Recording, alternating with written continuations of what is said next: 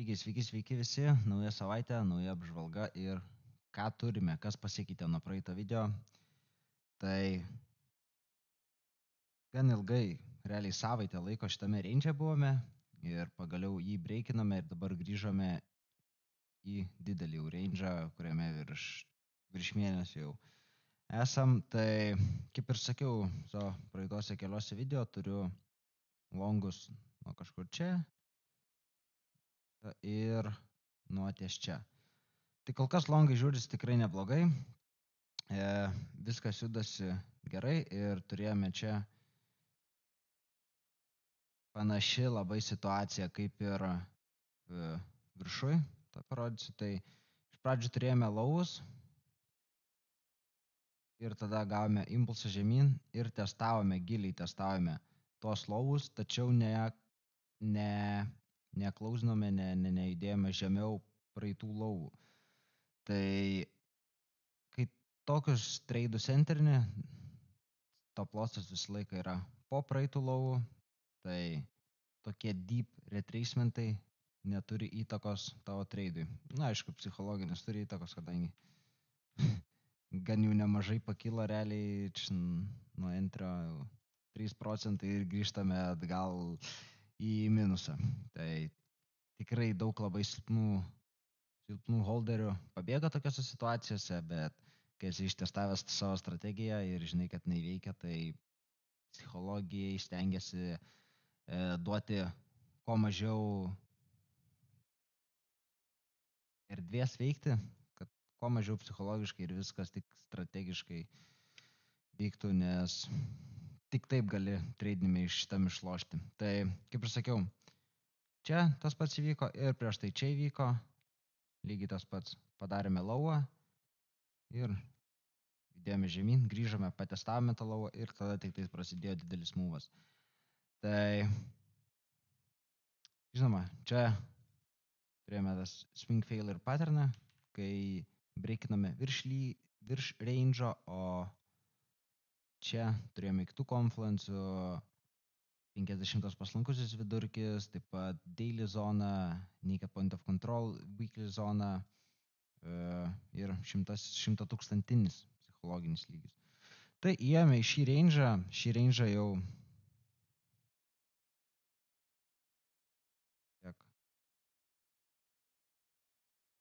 realiai 31 dieną. Tai šis range'as susidarė po tos didelės likvidacijos. Padarėme šį lauą, tada grįžome po lauo, grįžome viršų ir padarėme range high'ų ir nuo to laiko tiesiog pirmyn atgal. Tai ko dabar galime tikėtis iš Bitcoino, kokie yra scenarijai, tai įsijungiame su lygius. Rašiau į grupę, kur turiu savo grupę, kur keliu savo treidus, kad ties šitų lygių savo take profit 1 pasiemu ir kodėl tai padariau, tai galime matyti, jeigu paimsime kapą labai arti ir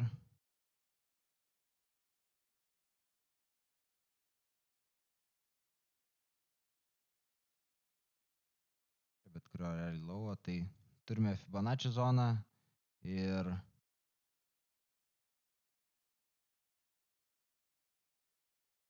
kvapas realiai labai panašioje vietoje būtų ir kai pamačiau, kad pradėjo rejectinti ir daryti tokią konsolidaciją, tai reiškia, matau, kad šitas lygis yra tikrai stiprus ir tikėjausi, kad gali būti kažkoks stipresnis impulsas nuo jo žemyn.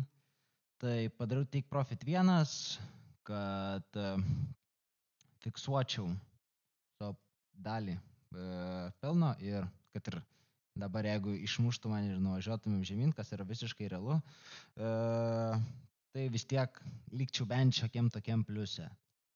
Tai aišku, vis tiek mano tikslas yra range high'us. Tai dabar pažiūrime, kokius treidus artimiausių metų galime matyti. Tai Šis treidas dabar, šis šorto,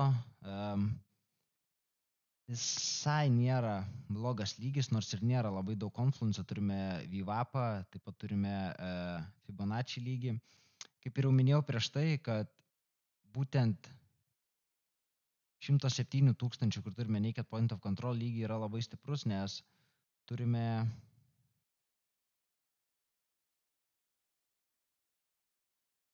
viso šio range'o volume area low. Tai kol mes nepramušėme, nepasiekėme šito volume area low, tai mes vis tiek esame tokiai weakness, silpnumo stadijoje, kai Bitcoinas gali realiai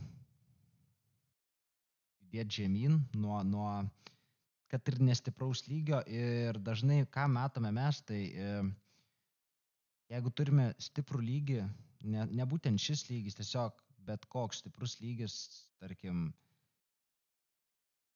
yra ties 107 tūkstančiais, jeigu žinome, kad tikrai jis yra stiprus lygis, tai dažnai būna, kad kaina ateina, frontranina šiek tiek jį, tai yra nepasiekia pilnai lygio, tačiau nuo tam kitų techninių aspektų važiuoja žemyn. Ir tikrai esu matęs pats per tiek metų savo treidinimo, kad dažnai tai būna, toks gaunasi šiek tiek frontranas, dėl to, jeigu norint agresyviai treidinti, tai šis treidas tikrai šorto yra geras, ypač žinant, kai turime longą, pat šito šorto neenterinau, nes vis tiek kažkaip labai tikiuosi pamatyti kainą čia, tačiau labai protingas iš tikro šortas, kadangi turiu longą, tai gaunasi toks head shortas, tai yra rizikos labiau valdymas, kad jeigu enterinu čia šortą ir kaina važiuoja žemyn, kad ir išmuša mano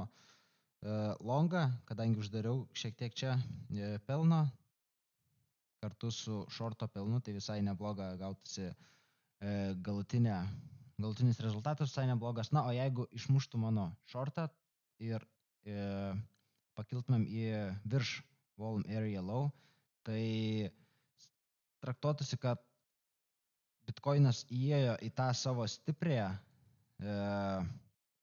zoną, nuo kurios matysime stiprumų iš Bitcoino ir nuo kurios, manau, galime pasiekti 116, ties čia kažkur volume area high ir šito range high. Tai, žinoma, dabar kas būtų labiausiai realu, pakylame į volume area low, šiek tiek virš jo, galimai testuojame volume area low ir judame toliau iki šito 111 tūkstančių lygio, kuris irgi turi šiek tiek stiprumo, nuo kurio galėtume važiuoti žemyn, tai visgi yra čia Naked Point of Control viso šito lygio, viso šito range'o, tai ganėtinai stiprus lygis, kol kaina buvo čia kažkur, tai tikėjausi, kad šis lygis yra stipresnis, nes reagavome į jį ir čia kažkur, bet kadangi kaina taip giliai nuvažiavo ir tikrai pasiekėme labai stiprius lygius ir dabar važiuojant aukštyn, tai šis lygis nėra toks jau labai stiprus ir nėra man patrauklus. Na ir ką turime iš longų dar, jeigu važiuotumėm žemyn, tai iš longų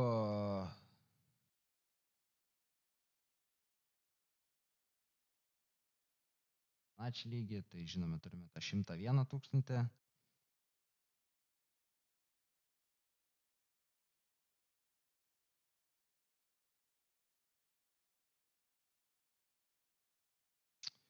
Tai manau, kad šitas lygis, žiūrint į longų perspektyvą, ir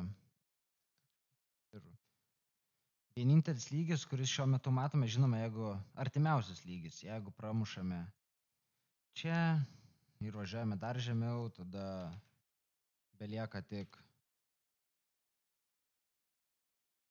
90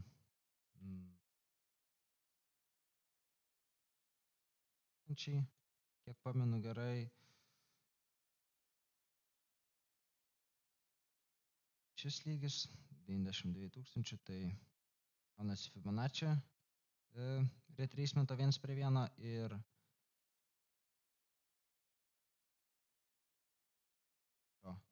Volume Area Low. Plius minus 91, 92 tūkstančiai. Šitas lygis čia, tai gal su magnetais, kad tiksliau paskaičiuot,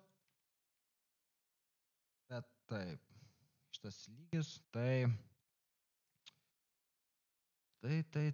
kol kas kaip ir tiek, matome realiai 3 scenarius, tai